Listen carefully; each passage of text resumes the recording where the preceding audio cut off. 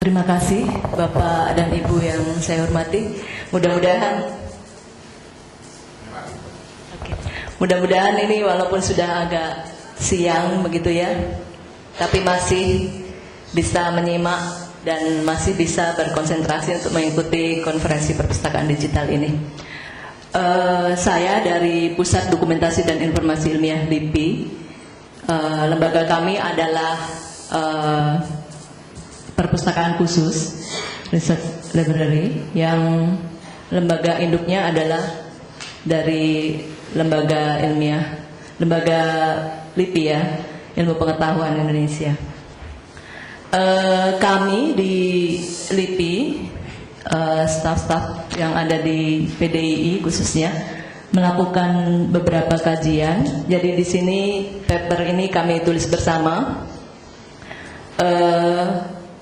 Yang akan saya coba presentasikan, yaitu di situ Bapak dan Ibu bisa lihat antara open access dan langganan, perkembangan pola penyebaran informasi ilmiah di lembaga penelitian dan universitas di Indonesia.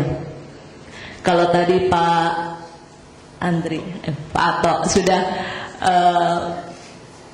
bicara tentang open access dari sisi perguruan tinggi, kami melakukan kajian dengan melibatkan 7 perguruan tinggi dan kemudian beberapa lembaga penelitian, ada di Kementerian Kehutanan, kemudian juga di satuan kerja yang ada di Lembaga Ilmiah Indonesia sendiri, kemudian juga seperti di perpustakaan di Batan dengan beberapa satker yang ada di dalamnya.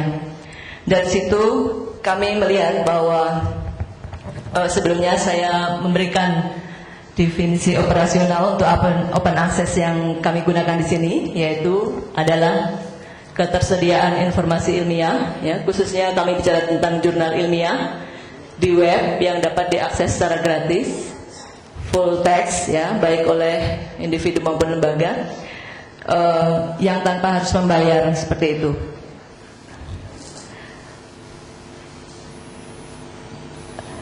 Ini batasannya, seperti yang saya ungkapkan tadi. Kemudian informasi ilmiah yang ada di dalam makalah ini adalah khusus mengenai hasil-hasil penelitian, baik yang dilakukan oleh lembaga penelitian maupun di universitas. Open access yang ada, yaitu di sini kita maksudkan baik terhadap hasil penelitian yang sudah dipublikasikan maupun yang belum dipublikasikan, yang berupa grey literatur seperti itu, hasil-hasil karya peneliti maupun dosen yang belum dijadikan, yang masih berupa semisal tesis ataupun bagi para mahasiswa, kemudian juga disertasi, kemudian hasil-hasil laporan dari para peneliti yang menggunakan dana untuk penelitian, ini yang termasuk yang belum dipublikasikan. Kemudian yang mengenai langganan itu khusus tentang jurnal ilmiah. Metode yang kami terapkan dalam melakukan kajian ini adalah melalui kuesioner, kemudian wawancara ke para peneliti, pustakawan maupun pengelola informasi. Kemudian juga kita menganalisis web yang ada di baik perguruan tinggi maupun satuan kerja yang kita jadikan responden. Seperti yang saya ungkapkan tadi, kajian ini kami lakukan ada 8 satuan kerja di LIPI, kemudian 3 satuan kerja di lembaga penelitian yang ada di luar LIPI, dan 7 universitas di Indonesia. Yang pertama, mungkin kita perlu bicara tentang pola penyebaran informasi, yang kalau dulu awalnya adalah ini hasil penelitian yang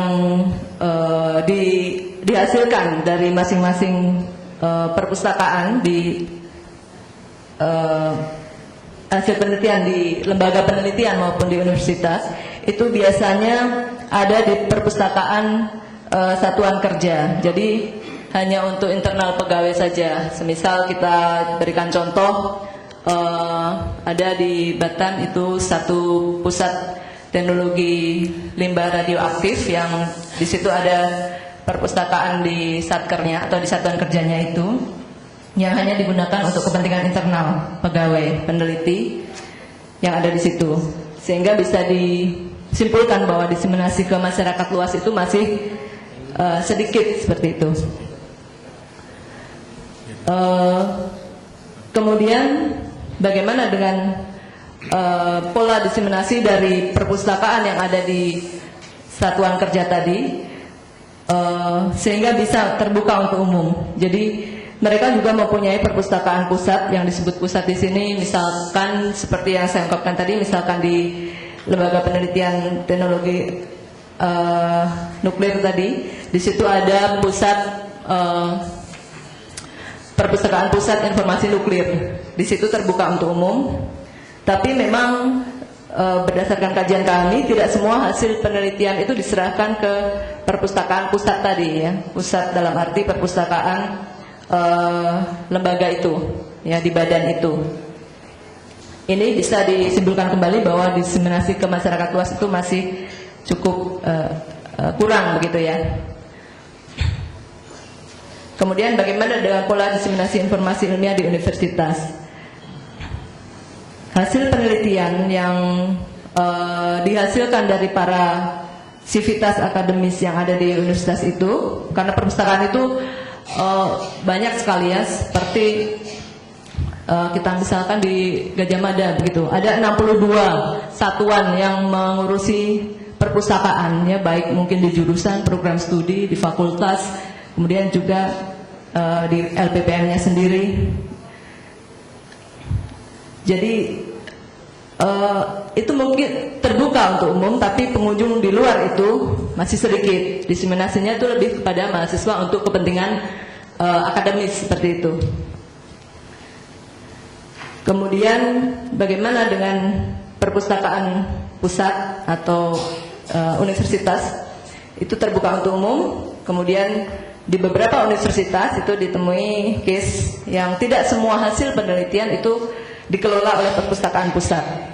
Jadi diseminasi lebih ke kepentingan untuk mahasiswa atau mungkin dosen, ya, untuk kepentingan akademis. Jadi ke masyarakat luas itu masih kurang seperti itu. Apabila dulu kita masih mengandalkan perpustakaan konvensional, seperti kalau sekarang kita bicara tentang perpustakaan digital yang sudah diinisiasi dan sudah berjalan ini yang kelima kalinya, maka sekarang hampir semua perpustakaan itu mempunyai katalog online seperti itu yang bisa diakses oleh masyarakat luas, ya. Jadi tidak terbatas harus datang begitu, seperti itu. Kemudian koleksinya sebagian sudah didigitalkan dan gratis.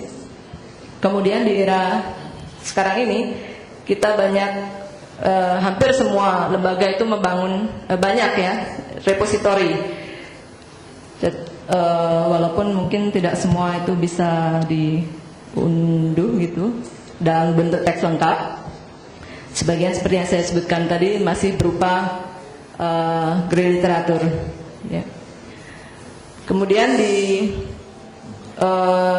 banyak universitas itu repositori itu ada, sementara kalau di lembaga penelitian belum ada data yang masuk kepada kami. Ini yang disebut dengan Green Road, ya, atau swa-arsip atau open archive. Kemudian seperti yang diungkapkan tadi pembicara sebelumnya, kita bisa melihat di Directory Open Access Journal (DOAJ) itu yang merupakan yang bisa kita akses, kemudian bisa kita download seperti itu. Ada dua dan di luar DOAJ, dan yang pertama tadi yang ada di Directory Open Access itu sendiri. Kajian yang dilakukan oleh salah satu staf di PDII bahwa dari 2.220 jurnal ilmiah yang pernah terbit, ini dari Pak Agus Permadi ya di PDII, bahwa tahun 2000 sampai 2012 39 jurnal yang ada di DOAJ. Jadi masih sedikit seperti tadi yang diungkapkan oleh pembicara pertama. 18 jurnal, 50% itu diterbitkan oleh perguruan tinggi negeri, yaitu antara lain ITB, UI, Undip. Kemudian 8 jurnal, 21% oleh perguruan tinggi swasta, antara lain di situ Universitas Petra. Kemudian 29% oleh himpunan profesi, lembaga internasional dan lembaga swadaya masyarakat. Penerbit jurnal dari lembaga penelitian di pemerintah belum ada yang memberikan akses terbuka melalui DOAJ, tapi mungkin